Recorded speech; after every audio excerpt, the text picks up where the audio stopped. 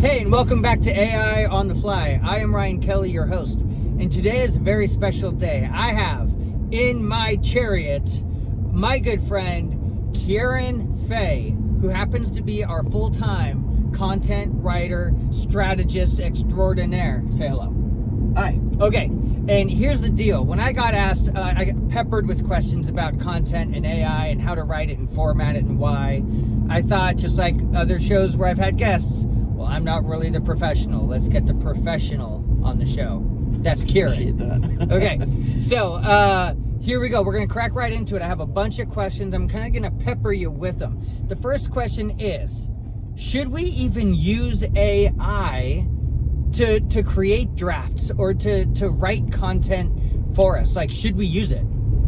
Yeah, I think AI can be a useful tool to help you generate ideas.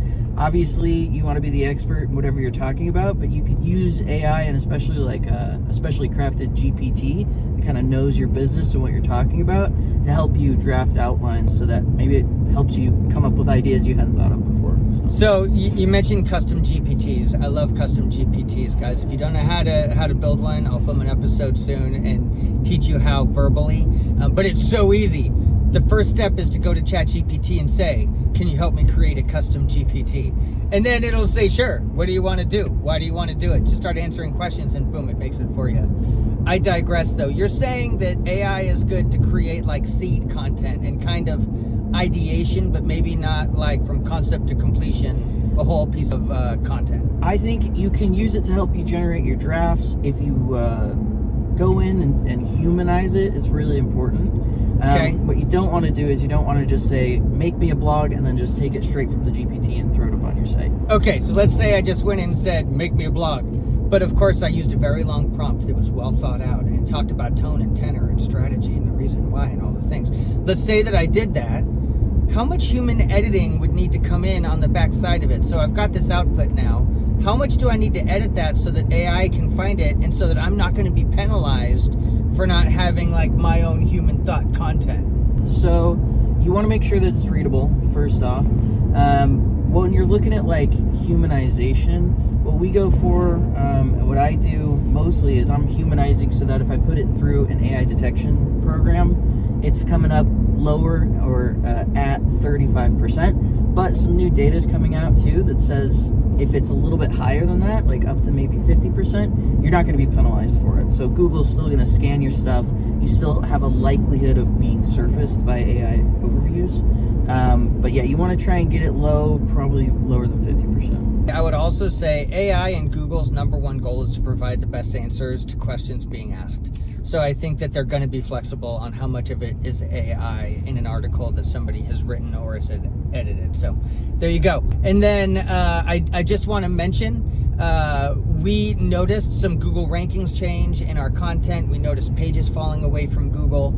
And I know that we were talking in the office the other day about how important it is to have authors named in blogs and on your website. Can you talk about real quick the importance of why you would have an author named and maybe a tip or trick around that? Yeah, so having a named author is just going to help you build authority. That's a big one. So when you're looking at like your EEAT on your site, having a named author helps boost that. It's also going to help if you have, it's like a bonus point if you've got an author bio.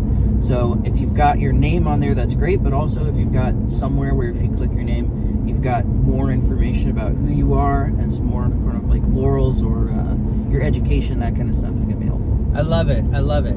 Okay. So is it better to go deep on one subject or wide on many when you're blogging or writing content? Okay, yeah, so kind of both. One thing you can do is you can utilize what's called a pillar cluster sort of technique or strategy with your content. So you can do both. You can go deep into one subject from a couple of blogs, and then you can spread that out over multiple subjects in one blog called a pillar blog and tie those back to those cluster blogs. Yeah, I love it. Think of it like a spider where you've got that main blog in the middle and then you've got all these legs coming out to other pieces of content that support that blog and feedback to it. Totally.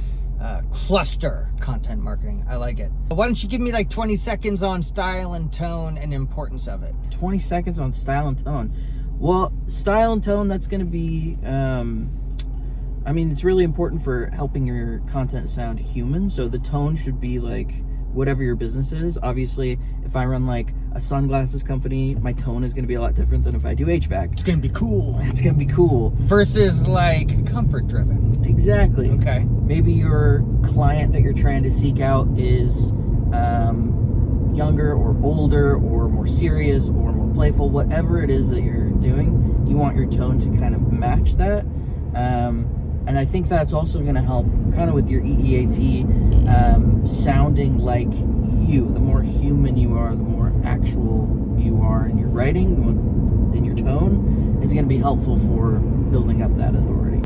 I want to know about the structure, because when you look at the way that AI gives us answers, it's very structured in like question and answer and all these things. When we're writing content that we want to be more digestible to AI, so it's indexed or read faster and provided to users, what are some formatting tips or tricks that you have for us?